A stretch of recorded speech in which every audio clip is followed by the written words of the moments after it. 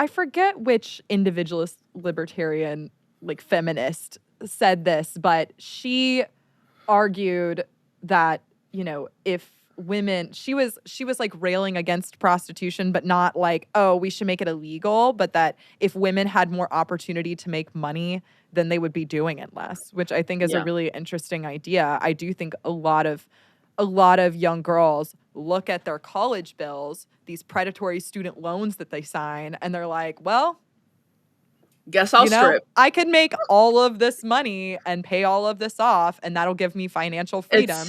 I mean, yeah. I mean, I think men have their own version. A lot of crypto bros and a lot of people get into like pyramid schemes and stuff like that. Like, there's a lot of get rich quick schemes for like either gender. And what OnlyFans is being sold as currently is almost like a get rich quick scheme. Everyone has like top 1% or top whatever percent of OnlyFans in their bio, but they are not really honest about the money they're making. They're really selling young girls, 18-year-old girls, this idea that they should be doing this too. It's really, really weird. Well, what they're selling is the idea that sex has no meaning. Right. Right. And that is what I reject, is like this idea that sex has no meaning, especially for women, especially.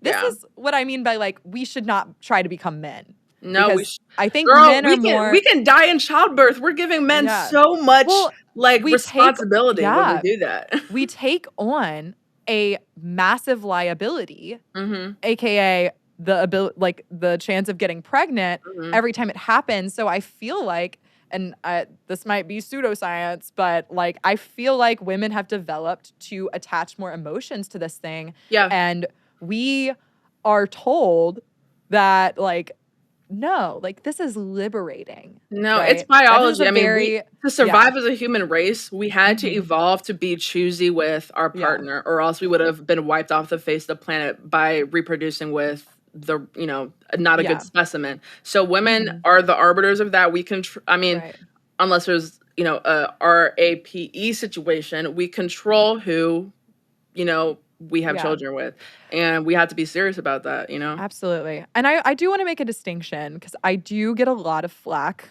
a lot of the time when I talk about this subject. People think that I think women are bad that like to like engage in casual sex and hookup culture, or they think that I don't believe that women have autonomy. There is a difference between, first thing, there's a difference between thinking something is bad for people and that it should be illegal. I think a lot of things are bad for people, and I would never advocate for them to become illegal. I think you have your own choices to make, and you can make better choices for yourself than I can. There's also a distinction between thinking that something is bad for someone and then thinking that someone who does that thing is a bad person, which I don't believe. I think, just based on my experience, I know that young women are facing a lot as they're growing up right now, a lot of mixed messages that say that, like, even when it comes to our appearance, like there's been a huge conversation happening about how TikTok is promoting extreme plastic surgeries for women that can be life-threatening. I mean, let's talk about BBLs. Let's talk about the BBL.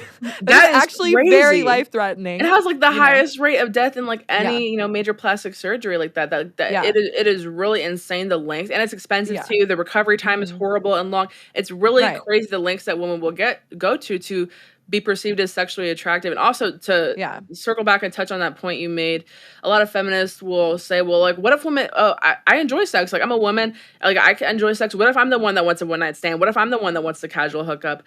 That's good fine. For you. Do it. I am not saying that women don't have their autonomy. They don't like sex, da-da-da-da-da. I'm saying that culture is not good for you. You can want it all you want, but it's not ideal. Yeah. I think so. I'm not going to read her entire essay, but any woman that's like out there maybe listening to this who is struggling with this particular subject, I really recommend going and reading Bridget Fettisy's I Regret Being a Slut essay. It is probably the most poignant and true thing I've read about what it's like to be a young woman engaging with this culture. She's now 43, I think, and just had her first kid. Really? She looks great. I know. I love her so good. much. I didn't know she was I love her so much. Yeah. She's like genuinely a very big role model for me, at least. But Bridget Phetasy had a lot of like what she might call mistakes throughout her 20s. And she wrote this whole essay about what that was like and, you know, writes what she would tell her daughter. And she says that sex can be empowering when you're coming from a position of healthy self-esteem. If you're coming from a place of trauma or insecurity, casual sex won't heal that.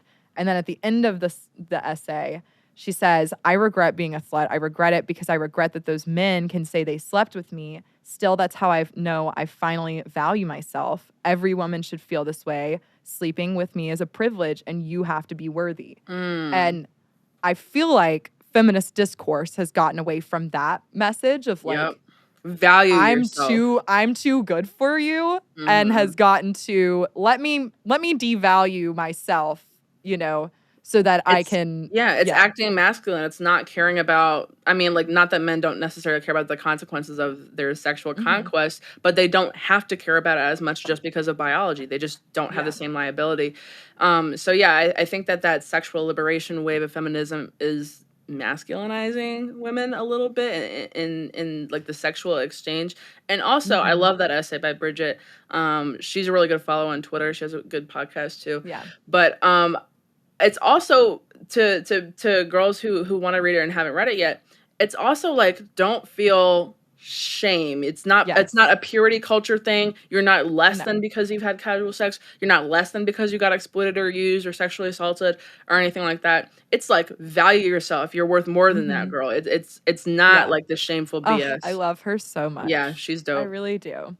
But yeah, I feel like these conversations should be able to happen more in feminist circles, and yet we're kind of routinely shut down and silenced and told that we hate women, or, you know, like, obviously we don't. You know what I mean? Like, I just, oh my God. I love women, like, more obviously than we care a lot, you know? Exactly. Obviously we care a lot.